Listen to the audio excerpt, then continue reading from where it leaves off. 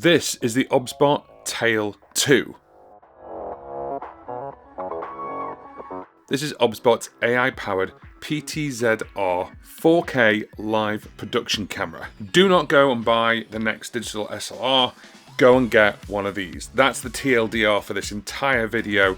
I can't stress enough how cool this thing is because it can track you, it can move, it can do lots of different things. If you're looking for a camera for content creation, for live streaming, for anything, it's this. Now it's a PTZR and the R means rotation. Right now, if I move this, you'll actually see really clearly that the camera, it's actually staying horizontal, and you can change the angle from landscape to portrait internally without moving the camera. It's also a monster. Look at the size of this thing. It has 12-piece optics inside, featuring a premium 1x1/5 CMOS sensor and a versatile 12 hybrid zoom, which I'm going to show you later. It has their AI tracking 2 on board, capturing subjects at remarkable distances, which I have tested in this video, and with more connectivity than any digital SLR on the back. Whether you're live streaming, creating new content, this is an entire production system in one package. It's a new tail with a new tail, where innovation meets imagination.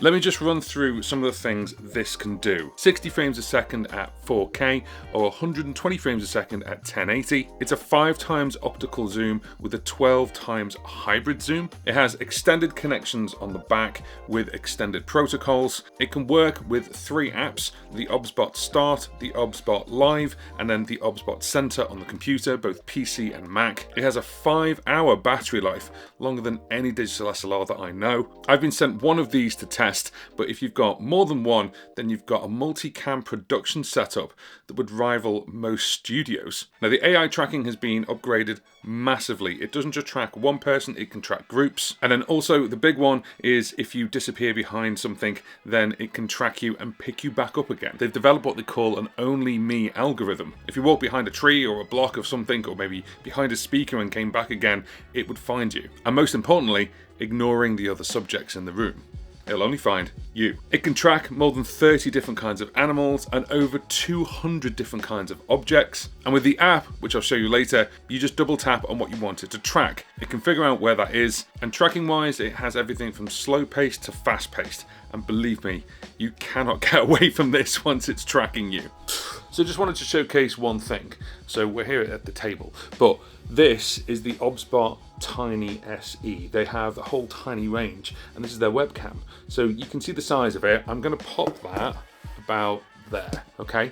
Now, their flagship, their previous flagship is this one. This is the Tail Air. The Tail Air is a production camera and it is their flagship. And I'll pop that one just there. Now, the Tail 2 is quite different in size. It's much bigger, and of course you can tell with the lens system, it's much deeper.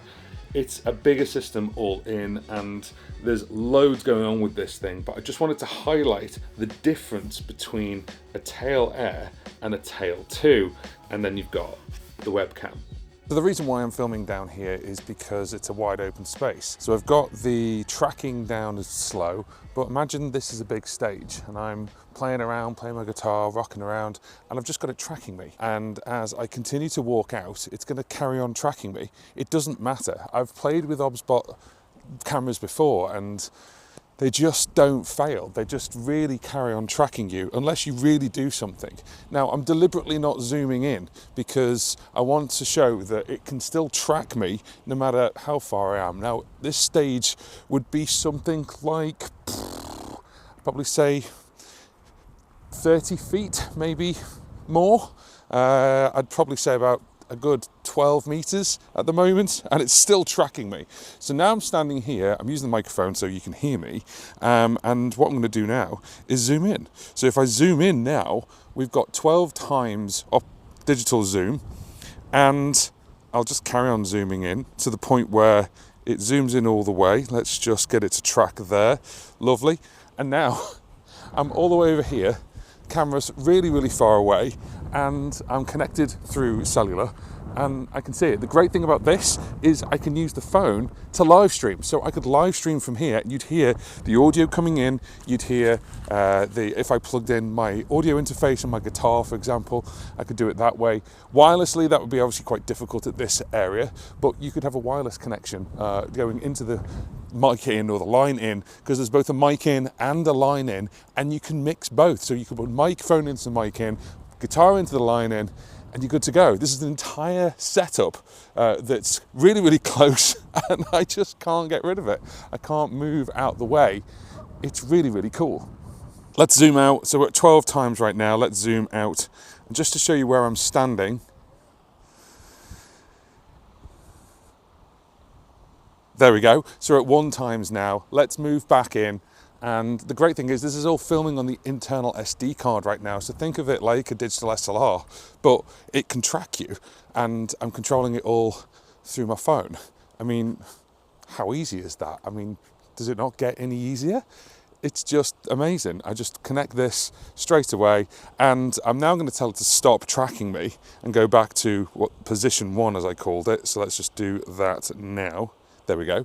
So it says AI target has been cancelled, and now it's just staying where it is. The great thing about this as well is because it's got that zoom, you can tell it to track and zoom at the same time. So therefore, if someone moves around, you can track and just say, well, track from here to there, to actually where the guitar is, or just the piano, or just track the hands, or just track a certain element. So you could say, just track the feet if you really, really wanted to. Still micro SD card in, and then it's got a couple of adaptions on the back. Now I'm using the OBSBOT Start app, which gets you up and running with it. And then when you hit record, you can either hit record or you can hit go live and go live streaming. And then what it does is it sends the audio and the video signal to the phone, and then you can send it out. Right now, what it's doing is it's recording to its internal SD card.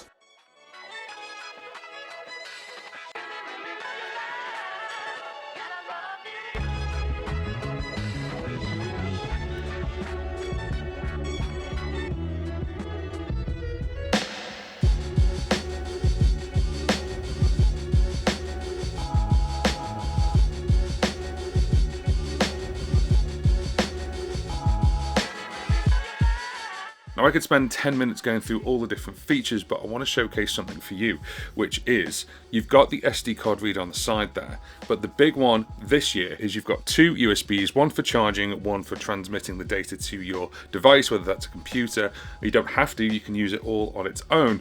And then we've got extended connections. So we've got an Ethernet connection, SDI, HDMI out. The new one is RS232, both in and out. So the SDI and the RS232, really pro connections. But from an audio point of view, we have both microphone in and line in. This is massive for us as musicians and performers, because we could actually, with the right connector, these are mini jack, but with the right connector, you could plug a microphone into there and you could plug a line in into there straight away, or we could plug a line in from a mixer or an audio interface. So then you've got an entire production system with really good sound, all ready to go to capture your performance, whether that's live streaming or if you're filming.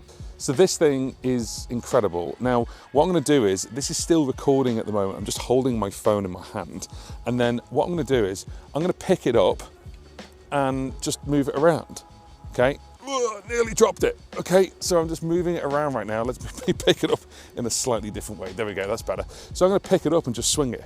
If you notice, and you look very carefully, you can see that the camera is actually being centered because it's got what's called horizon lock. So as I do this right now, and it's moving around, it's trying to stay in its position. And as I move it there, if I put it there, do you see the way the camera is staying where it is? It's insane. The other thing that musicians are going to be really interested in with this is dual ISO. Now, without going too deep into camera technology, what this basically means is it can pick a low ISO and a high ISO, so a low light and a high light, and then intelligently adapt to those lighting conditions. What this means is you don't get that digital grainy noise that you get with cheaper cameras, or if you're in a really low light and you film with your phone, you start getting that digital noise as well. You won't get that with this. So for live streaming or filming gigs, this is awesome.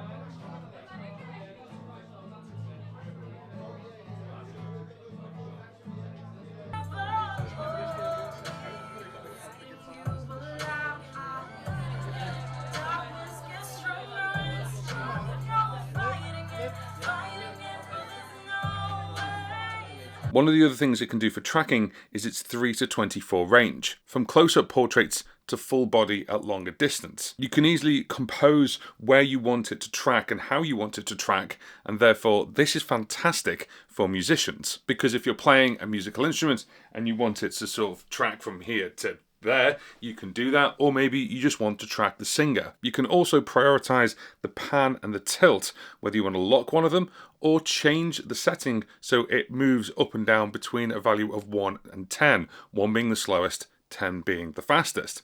And that's for each axis, by the way. You also have composition lines. So with most tracking devices, they'll track you bang in the middle every single time. But maybe you want to put that person to one side and it stays there while you track. Maybe you're showcasing something like that. Now you've still got all the great features that come with the Tail Air, but the Tail 2 can do so much more. With that horizon lock, that's really, really good if you're running and gunning with stuff, or if you're filming a music video, you want to keep things steady. That's really, really cool. So I've got this recording and then I'm showing you the phone app. So the phone app, actually what I can do is I can just draw a finger across my face. I can double tap just the person, and that way it just double taps, and then I'm moving around and it just tracks me, and that's fine. I can double tap and it stops, so as I move it stays where it is. I can put it into different positions. There's a P1, a P2 and a P3. So I've moved them around, and I'm just going to showcase how this works. So if I just go to P2, I move out the way, and what I'm going to do, I'm actually going to move it around and reposition this. So I'm going to say, for P3, I want that to be there, and I want it to be at 12 times. So I can hold my finger down on P3 and say update. So that is now P3. If I walk in front of this now, you're going to see a very big head. But if I now go to P1, it'll move over and start tracking straight away. It goes back to the position that I told it to, and there you go. We're back. So if you've got a stage and you want it to be at specific positions on the stage, then you've got P1, P2, P3, and then you've got tracking on top of that. So you could put this on stage, tell it to track a person, and then put the phone down and play and just carry on, knowing full well it's going to track you without worrying. And then you can even do track and zoom, so therefore it zooms in as well as tracks, and therefore if you move you can keep that sort of height adjustment how you want it. Now the advantage of this over a digital SLR on stage is it's really stable. It can track 330 degrees, but there is a thing you can put it in which make it go all the way around. It's a 5-hour battery life, so that's way bigger than any digital SLR. And then I can just draw my finger over a subject, whether it's a dog running around, whether it's a guitarist, whether it's a human, whether it's hands playing keyboards, and it will track it and continue to track it until you tell it to do otherwise. On the app, you've got a couple of things. So for example, where you can see the top left-hand corner, it's recording. there's a little home button that will take me out of the camera. Then you've got these two little lines. So if I tap that, this is the exposure, auto exposure or manual. Of course, you could set it for manual if you want to. It's completely on auto at the moment, and I think it's doing a pretty good job. So then while we've got auto, you can see that a load of new icons have come up. We've got these little lines you can put on so you can figure out where things are. You've got auto exposure and auto focus. So auto focus is on at the moment, it's on global. I can put it on face, and then you've got foreground focus as well. So it'll basically keep it on the foreground no matter who's in the shot. I found the best one is global focus for me personally, because it kind of figures out everything. You want to see everything. If you want that kind of smooth digital SLR bokeh look, then put it in face, and as you can go closer, the background blurs out. Then you'll see the play button. It's grayed out at the moment because we're recording, and that's where you can access the footage that you've filmed. Then there's three little dots at the very bottom, and if I tap that, it gives you all the controls. So with every OBSBOT camera, you've got gesture controls. They've had them for years, so I've turned them off. But if you go into here, we go into AI and go to gesture control, you can see you've got select target. You basically put your hand up. You can record by doing OK. You can zoom with an L. So let's just turn on select target, and then we can get out of there. So now if I put my hand up, very quickly, you can see the box goes round, and now we're filming with tracking. If I put my hand up again, it'll stop tracking. You see the little green box goes, and now if I move out of the way, there you go, it hasn't tracked me.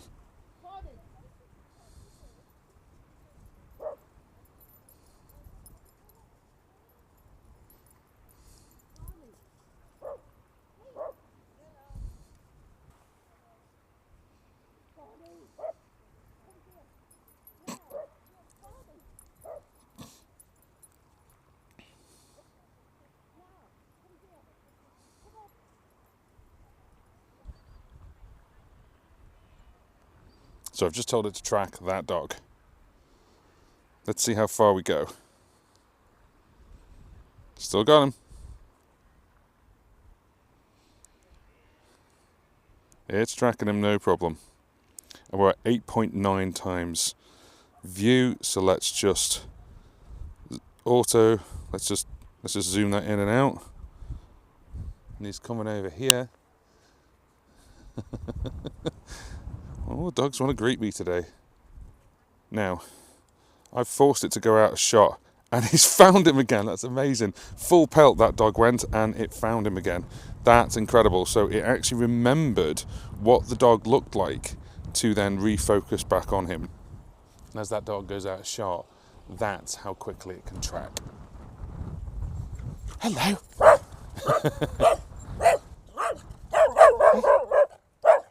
So I've got a little confession to make, which is I've been using this camera for about the last month to 6 weeks. So when you've been seeing me sitting at that table over there, and it's the shot kind of going this way, like this, and also user interface challenges. So very, very similar. And this is why I advise two things. That wasn't the Tail Air or my Sony camera, that was the Tail 2. So once again, I've tapped me to track me, and that's fine. So I'm just going to carry on walking, and we're just going to see how far this can carry on tracking until it says lost signal. Now I'm going to leave the camera there. I hope it stays there.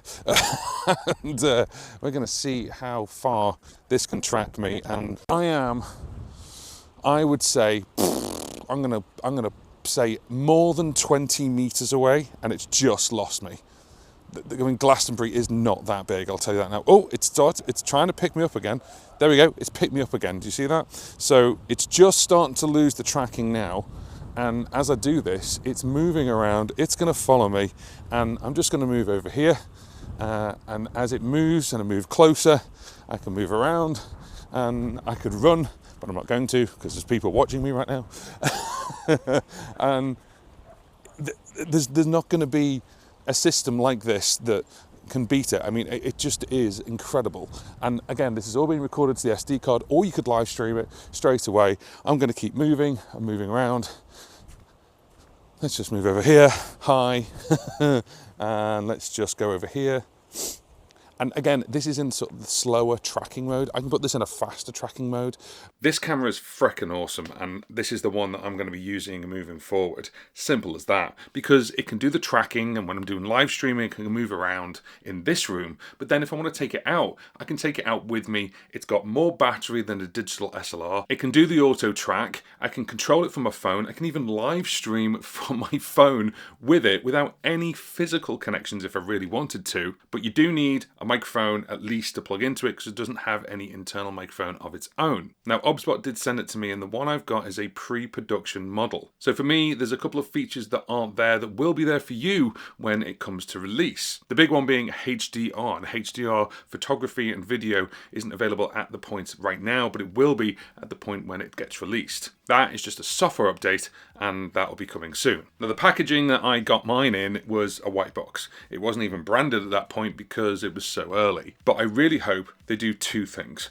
One, in the box, they put it in a case, because this thing is really lovely, but it's also not cheap. It's quite expensive, and I'd really like to see it in some kind of case. They've done that with other stuff where they brought a case out for it, so I kind of hope they bring a case out, whether it's an additional purchase or not. But I really hope that it comes with a case so you can protect the lens while you're traveling with it, if you're going to take it to shows. That's really important to me. The other thing that's really important as well is there's no cold shoe option. Most cameras at this price point will come with a cold shoe. A cold shoe looks like this, and I've got this little adapter. So I put this on here like this so I can actually add a microphone, or if you want to add a light. I thought, to be honest, it would have been cool if they could have incorporated some kind of cold shoe on the side here, maybe as part of the design, so you could slot a microphone or a light onto it, or an adaptation so we can add cold shoes onto it. Now, I picked up this little adapter, which is Ulanza. I'll leave a description box if you want to go and grab one of them, but that would be really, really handy if it was built in somewhere onto the device so you could add something onto it, maybe on the side here. I don't know. You tell me. What do you think? I'd like to thank OBSBOT for sending this out to me. This is my camera. This is the camera I'm going to be using moving forward. I'm not going to be using my digital SLR as the main camera. It's going to be this. This is awesome. I can't express even more how brilliant this is, and this is pre-production. They're going to bring out software updates and make it even better. There's links in the description box if you want to go and pick one up. Go and get a Tail 2 if you're looking at a new digital SLR, or if you're looking at a camera for production. This thing wins.